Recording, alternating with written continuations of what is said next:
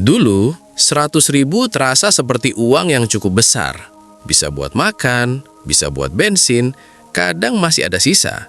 Sekarang, 100.000 rasanya seperti uang kecil. Baru keluar rumah, sudah kepotong bensin. Makan siang sedikit, uangnya sudah berkurang jauh. Belum malam, dompet sudah mulai tipis. Aneh kan? Padahal kita tidak merasa hidup lebih mewah. Tidak juga tiba-tiba jadi boros. Tapi entah kenapa, uang yang sama sekarang terasa jauh lebih cepat habis. Pertanyaannya sederhana, sebenarnya apa yang berubah? Coba kita lihat kehidupan sehari-hari yang sebenarnya. Bukan liburan, bukan belanja mewah, cuma hari biasa.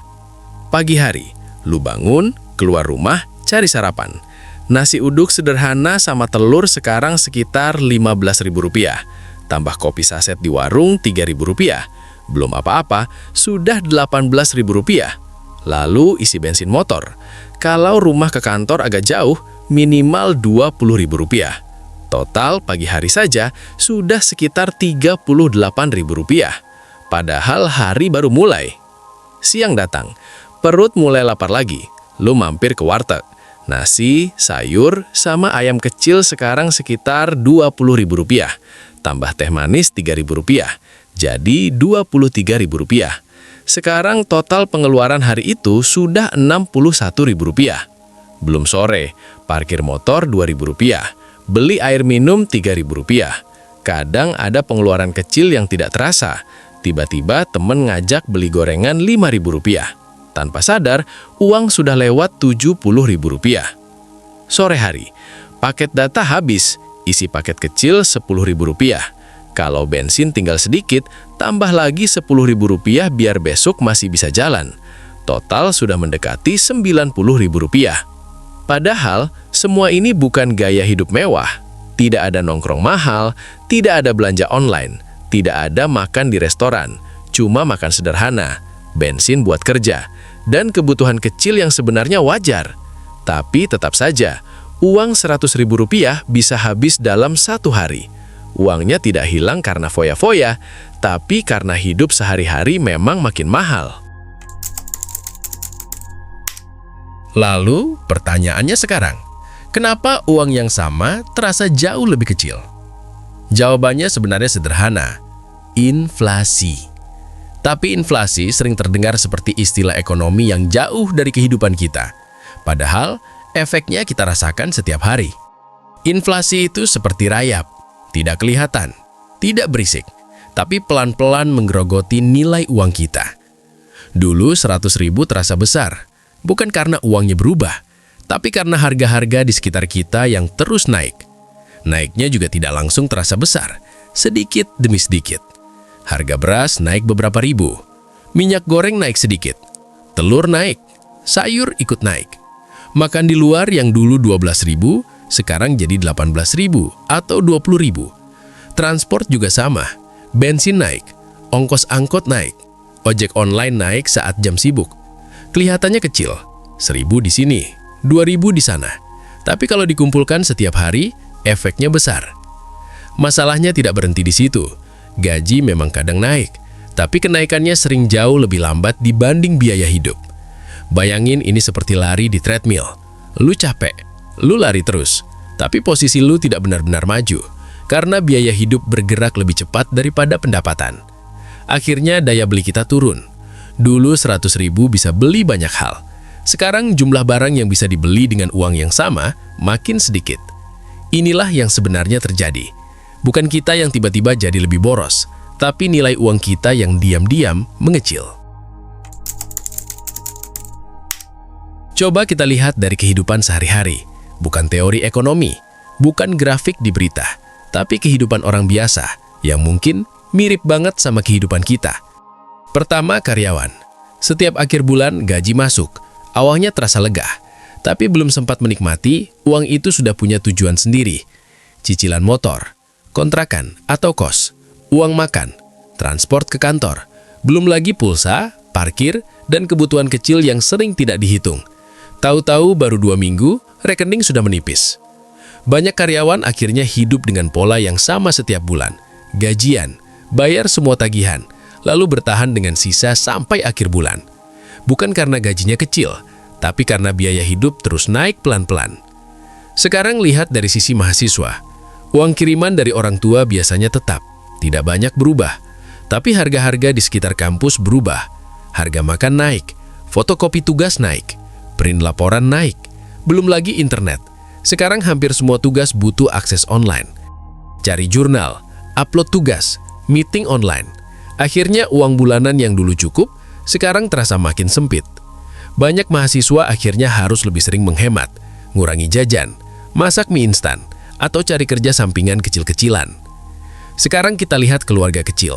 Suami istri sama-sama bekerja. Secara teori harusnya lebih stabil, tapi realitanya tidak selalu begitu. Karena kebutuhan rumah tangga juga ikut naik. Susu anak, pampers, biaya listrik, kebutuhan dapur.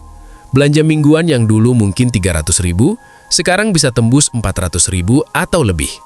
Akhirnya setiap bulan terasa sedikit lebih berat, bukan karena hidup lebih mewah, tapi karena harga-harga dasar terus bergerak naik. Dan yang sering paling terjepit adalah pedagang kecil, warung makan, pedagang gorengan, penjual di pasar. Harga bahan baku naik, minyak goreng naik, tepung naik, gas naik, tapi mereka tidak bisa menaikkan harga seenaknya. Kalau terlalu mahal, pembeli bisa kabur. Akhirnya banyak pedagang yang terpaksa mengecilkan porsi atau menerima keuntungan yang makin tipis. Uangnya tetap berputar, tapi ruang nafasnya makin kecil. Masalahnya, hal-hal kecil ini kalau terjadi terus-menerus akan membawa dampak yang jauh lebih besar. Banyak orang akhirnya hidup dari gaji ke gaji. Gaji masuk, dipakai untuk bayar cicilan, makan, transport, dan kebutuhan rumah. Lalu menunggu gaji berikutnya. Siklus itu berulang setiap bulan. Tanpa sempat benar-benar maju, tabungan jadi sulit terkumpul. Bukan karena tidak ingin menabung, tapi karena seringkali tidak ada yang benar-benar tersisa. Dan ketika tidak ada tabungan, setiap masalah kecil bisa berubah jadi tekanan besar. Motor rusak sedikit saja sudah bikin panik. Anak sakit sedikit saja langsung pusing memikirkan biaya. Dari situ muncul stres finansial. Pikiran jadi berat. Hidup terasa seperti terus mengejar sesuatu yang tidak pernah benar-benar terkejar. Yang lebih terasa adalah perubahan dalam cara orang bermimpi. Dulu banyak orang masih bicara tentang rencana besar, beli rumah, buka usaha sendiri, mulai investasi untuk masa depan. Sekarang obrolannya sering berubah, lebih sering tentang harga beras yang naik lagi, diskon di supermarket, atau cara supaya uang cukup sampai akhir bulan. Pelan-pelan, banyak orang masuk ke dalam mode survival. Fokusnya bukan lagi berkembang, bukan lagi membangun sesuatu untuk masa depan, tapi sekadar memastikan hari ini bisa dilewati. Besok dipikirkan nanti. Dan kalau pola ini terus berjalan, banyak mimpi besar akhirnya hanya tertunda. Kadang bukan karena orangnya tidak punya ambisi, tapi karena energi hidupnya habis hanya untuk bertahan. Realitanya memang tidak mudah. Biaya hidup naik, harga-harga terus bergerak, dan kadang rasanya kita seperti terus mengejar sesuatu yang makin jauh. Tapi ada satu hal penting yang sering orang lupakan. Kesadaran adalah langkah pertama.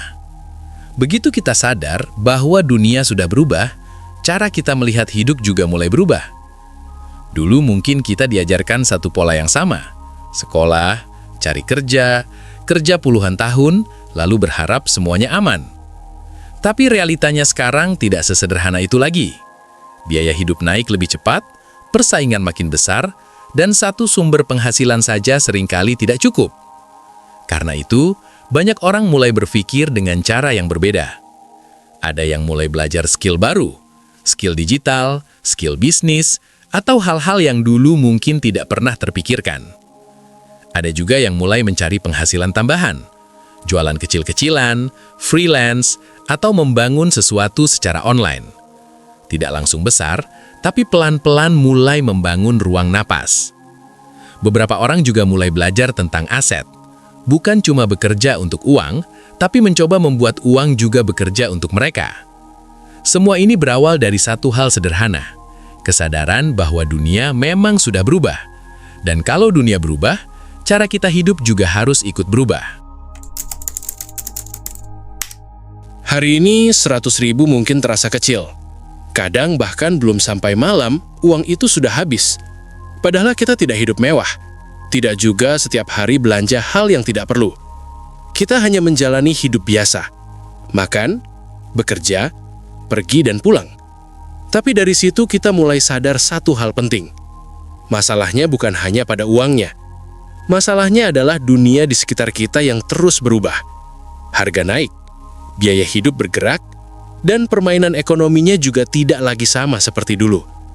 Karena itu, yang paling penting bukan hanya berapa uang yang kita pegang hari ini, tapi bagaimana cara kita melihat dan merespons perubahan itu. Karena di dunia yang terus bergerak seperti sekarang, yang bertahan bukan selalu yang paling pintar, bukan juga yang paling kuat. Seringkali, yang bisa bertahan adalah mereka yang paling cepat sadar dan paling cepat beradaptasi.